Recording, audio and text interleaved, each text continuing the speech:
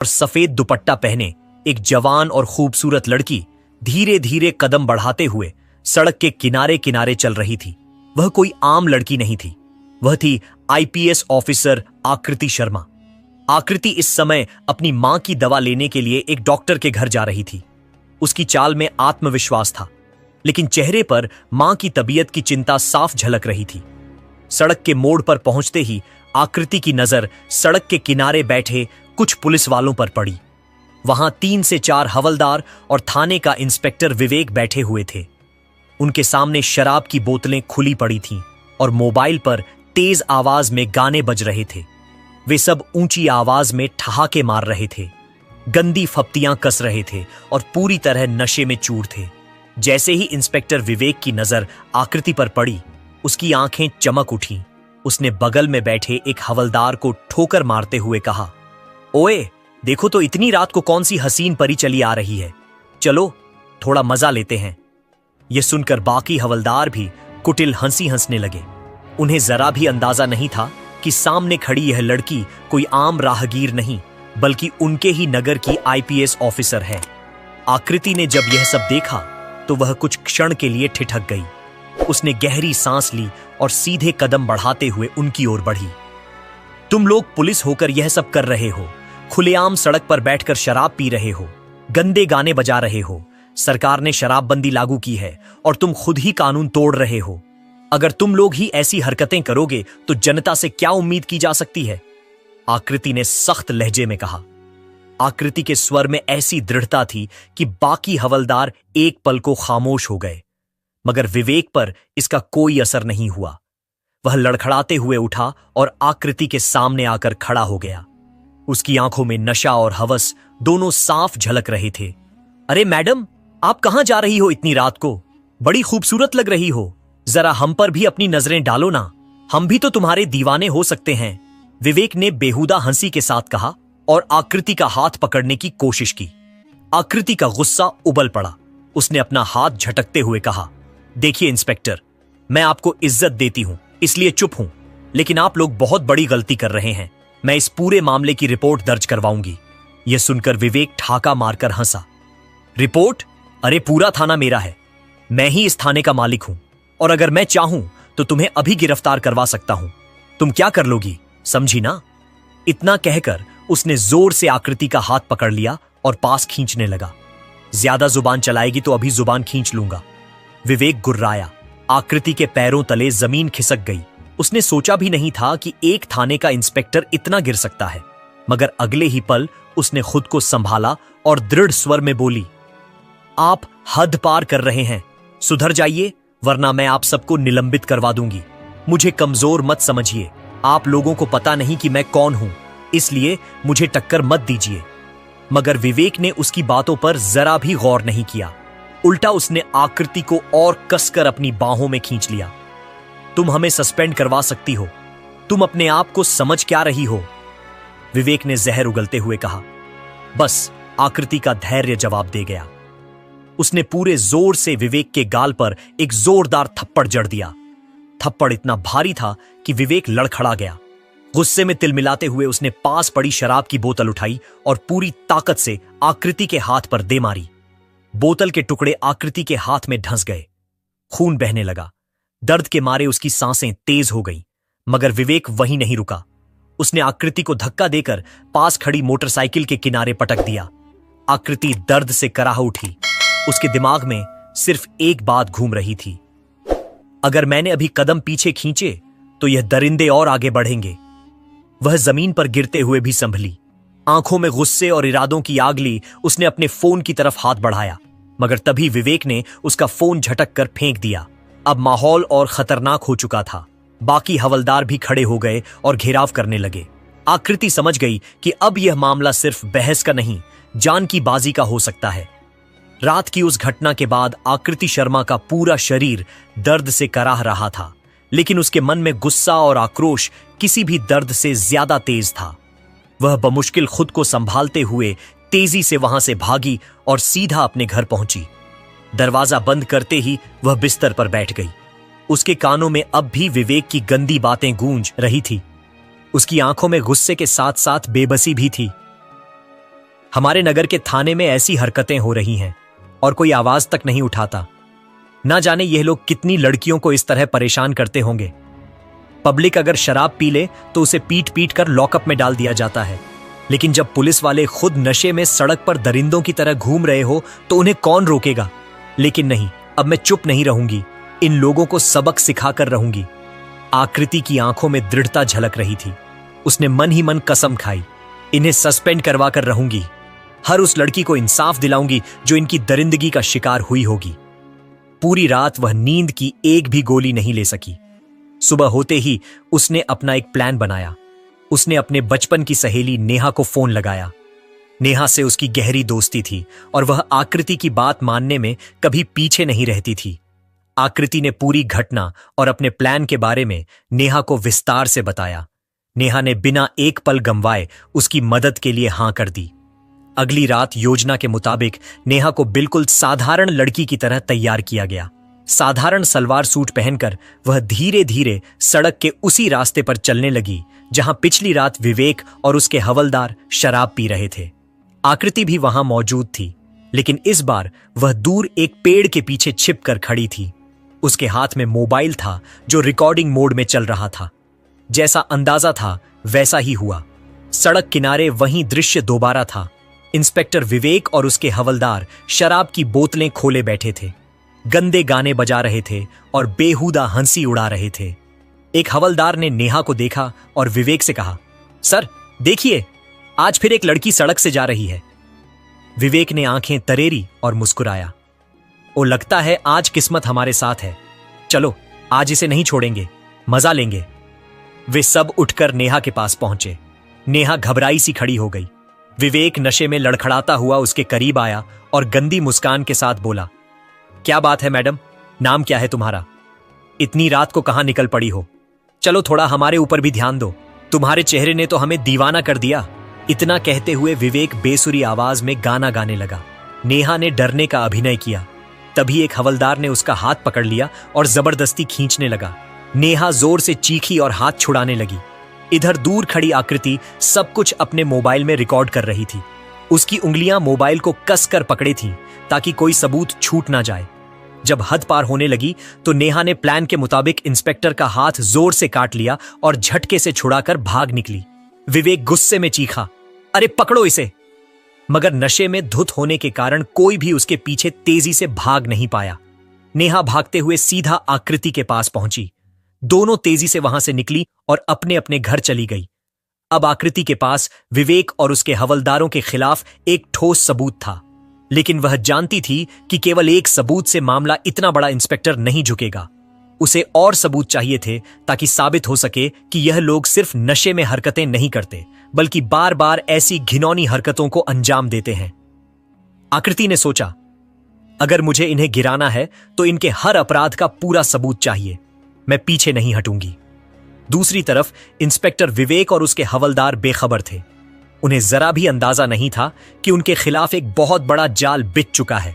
आने वाले दिनों में उनकी जिंदगी का सबसे बड़ा तूफान उन पर टूटने वाला था और यह तूफान खुद उनकी ही करतूतों से पैदा हुआ था। रात का सन्नाटा फिर से लौट आया था। वही जगह, वही सड़क, वही हवाएं, लेकिन इस बार आकृति शर्मा का इरादा और भी मजबूत था। वह जान चुकी थी कि सिर्फ एक दो सबूत से इंस्पेक्टर विवेक जैसे दरिंदे को गिराना आसान नहीं होगा। उसे ऐसा सबूत चाहिए था जो न सिर्फ अदालत में काम आए बल्कि पूरी पब्लिक को हिला दे। तीसरी रात लाल रंग की हल्की साड़ी पहने, बालों को दुपट्टे से ढके हुए, हाथ में मोबाइल कसकर पकड़े आकृति शर्मा चुपचाप उसी सड़क की ओर बढ़ी। वह जगह अब उसके लिए डर का प्रतीक नहीं बल्कि मिशन का मैदान बन चुकी थी। दूर से ही उसने देखा, वही दृश्य था। इंस्पेक्टर विवेक और उसके हवलदार सड़क किनारे बनी टूटी फूटी झोपड़ी के पास शराब की बोतलें खोले बैठे थे। मोबाइल पर गाने बज रहे थे और उनके बीच बेहुदा हंसी मजाक जारी था। आकृति ने गहरी सांस ली और झाड़ियों के पीछे छिपते हुए मोबाइल का कैमरा ऑन किया। वीडियो रिकॉर्डिंग शुरू हो गई। करीब 2 मिनट तक उसने हर चीज कैद की।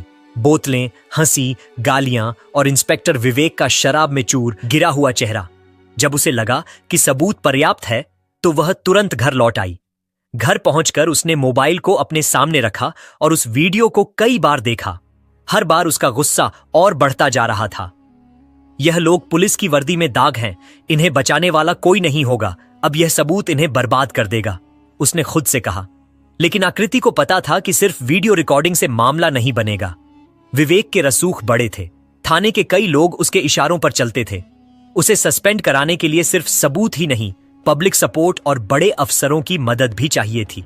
अगले दिन सुबह आकृति ने अपने पड़ोस की कुछ भरोसेमंद महिलाओं और बुजुर्गों को घर बुलाया। उसने उन्हें वीडियो दिखाया। वीडियो देखकर सबका खून खौल उठा। एक बुजुर्ग बोले, मैडम, अगर हमारे नगर के पुलिस वाले ऐसे काम करेंगे तो जनता कहां जाएगी? आप बिल्कुल सही कर रही हैं, हम गवाही देने को तैयार हैं। दूसरी ओर एक महिला ने कहा, मैडम, आप जैसे लोग ही हमारी उम्मीद हैं, आप जो कहेंगी हम करेंगे। आकृति के चेहरे पर हल्की मुस्कान आई। उसे समझ आ गया कि पब्लिक सपोर्ट मिल चुका है। अब बारी थी अगला कदम बढ़ाने की, बड़े अफसरों तक पहुंच। आकृति जानती थी कि विवेक को सीधे पकड़वाना आसान नहीं। अगर वह सीधे थाने जाती और शिकायत करती तो मामला दबा दिया जाता। इसीलिए उसने तय किया कि वह सीधे नगर के डीएसपी, फिर एएसपी और जरूरत पड़ी तो डीएम तक जाएगी। सबूत तैयार करके वह सबसे पहले डीएसपी अरुण सिंह के ऑफिस पहुंची। अरुण सिंह एक सख्त और ईमानदार अफसर माने जाते थे। आकृति ने उन्हें पूरा वीडियो दिखाया और पूरी घटना विस्तार से सुनाई। डीएसपी वीडियो देखकर हैरान रह गए। मैडम, यह मामला बहुत बड़ा है। विवेक का नाम कई बार सामने आया है, लेकिन आज तक कोई ठोस सबूत नहीं था। आपने कमाल कर दिया। उन्होंने गंभीर स्वर में कहा, सर, मैं चाहती हूं कि इस मामले को दबाया ना जाए। मैं खुद गवाही दूंगी, आकृति ने दृढ़ स्वर में कहा।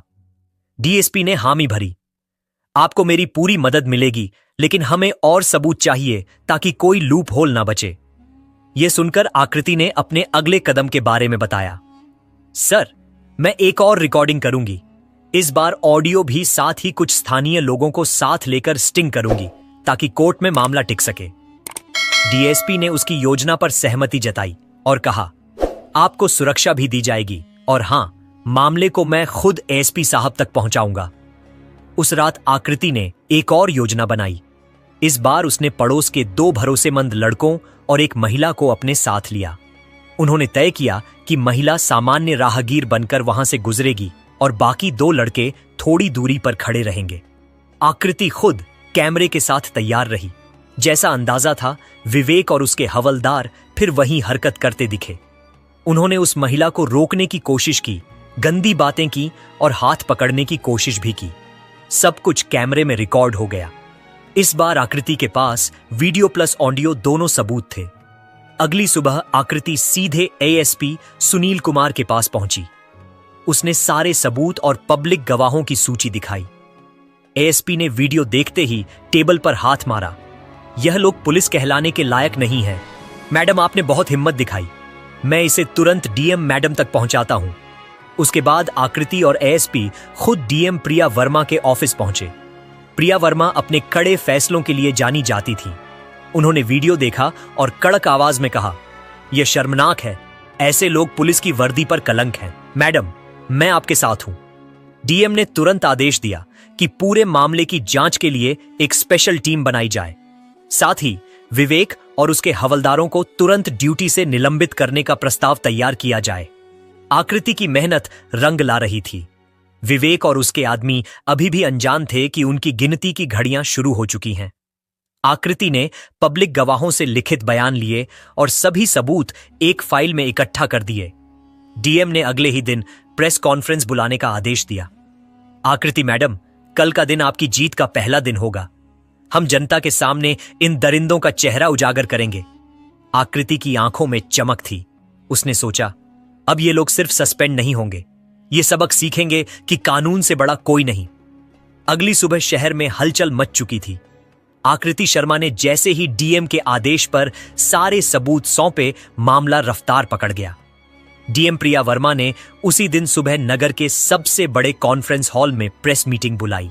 खबर फैलते ही मीडिया, पब्लिक और तमाम पुलिस अधिकारी वहां जुट गए। आकृति ने अपने हाथ में वह फाइल कसकर पकड़ी हुई थी जिसमें पिछले 3 दिनों में जुटाए गए सारे वीडियो, ऑडियो रिकॉर्डिंग्स और पब्लिक के लिखित बयान थे। ये फाइल अब इंस्पेक्टर विवेक और उसके साथियों के करियर को खत्म करने वाली थी। डीएम प्रिया वर्मा हॉल में पहुंची। उनका चेहरा कठोर था और आवाज में गुस्सा साफ छलक रहा था। हम सब यहां इसलिए जुटे हैं क्योंकि हमारी पुलिस फोर्स में कुछ ऐसे लोग हैं जो वर्दी का नहीं बल्कि दरिंदगी का काम कर रहे हैं। आईपीएस आकृति शर्मा ने अपनी जान पर खेलकर इन गुनहगारों का चेहरा बेनकाब किया है। आज यह वीडियो जनता और मीडिया के सामने पेश होंगे। आकृति आगे बढ़ी। उन्होंने माइक उठाया और सबको संबोधित किया। 3 दिन पहले मैंने देखा कि हमारे ही नगर के थाने में तैनात इंस्पेक्टर विवेक और उसके हवलदार खुलेआम शराब पी रहे थे, महिलाओं को परेशान कर रहे थे। मैंने उन्हें रोकने की कोशिश की, लेकिन उन्होंने मुझ पर हाथ उठाया। यही नहीं, उन्होंने मेरे साथ बदसलूकी की। अगर मैं चुप रहती तो यह दरिंदे और कितनी लड़कियों को शिकार बनाते पता नहीं। इसलिए मैंने उनके खिलाफ सबूत इकट्ठा किए। इसके बाद उन्होंने वीडियो मीडिया और जनता के सामने चला दी। स्क्रीन पर विवेक और हवलदारों का नशे में धुत होकर सड़क पर महिलाओं को परेशान करना, गंदी बातें करना और शराब पीना साफ दिख रहा था। वीडियो देखते ही हॉल में बैठे लोग भड़क उठे। मीडिया के कैमरे लगातार फ्लैश कर रहे थे। लोग चिल्ला रहे थे, सस्पेंड करो इन्हें, जेल भेजो। डीएम ने हाथ उठाकर सबको शांत किया और कहा, इन अपराधियों के खिलाफ कड़ी कार्रवाई होगी। कानून से बड़ा कोई नहीं, चाहे वह इंस्पेक्टर हो या हवलदार। इसी बीच विवेक और उसके हवलदारों को जैसे ही खबर मिली कि उनके खिलाफ सबूत के साथ डीएम और मीडिया के सामने खुलासा हो चुका है, थाने में हड़कंप मच गया। विवेक गुस्से और डर से बौखलाया हुआ चिल्लाया, यह सब उस आकृति शर्मा की साजिश है, लेकिन मैं देखता हूं मुझे कौन सस्पेंड करता है। तभी डीएसपी अरुण सिंह और SP Sunil Kumar police force के साथ थाने पहुंचे। इंस्पेक्टर विवेक, एसपी ने कड़क आवाज में पुकारा। विवेक ने अकड़ दिखाने की कोशिश की, सर यह सब झूठ है, मुझे फंसाया जा रहा है। लेकिन ईएसपी ने उसकी एक न सुनी। उन्होंने कहा, तुम्हारे खिलाफ सबूत पुख्ता है। तुमने कानून और पुलिस वर्दी दोनों का अपमान किया है। डीएम मैडम के आदेश पर तुम्हें और तुम्हारे सभी साथी हवलदारों को तुरंत निलंबित किया जाता है। जांच के बाद तुम्हारे खिलाफ मुकदमा भी दर्ज होगा। यह सुनते ही विवेक के चेहरे का रंग उड़ गया। आकृति भी वहां मौजूद थी। जब विवेक की नजर उस पर पड़ी तो वह गुस्से से बड़बड़ाया, तुमने मुझे बर्बाद कर दिया। आकृति ने शांत लेकिन सख्त आवाज में कहा, नहीं विवेक, तुमने खुद को बर्बाद किया है, कानून से ऊपर कोई नहीं। एसपी ने आदेश दिया, हथकड़ी लगाओ। विवेक और उसके हवलदारों के हाथों में हथकड़ियां डाली गई। थाने के बाकी पुलिसकर्मी यह सब देखकर शर्म से सिर झुका लिए। उस दिन के बाद से थाने में बहुत सारी सुधार हुई। अब सारे पुलिसकर्मियों को समझ आ चुका था कि यह वर्दी किस लिए बनी है और इसका काम क्या है। उस दिन के बाद सब कोई सुधर गए और सिर्फ थाना ही नहीं, पूरा शहर बदल गया। तो दोस्तों, आपको यह कहानी कैसी लगी? अगर अच्छी लगी हो तो प्लीज हमारे चैनल स्टोरी मंथन को सब्सक्राइब करें। धन्यवाद।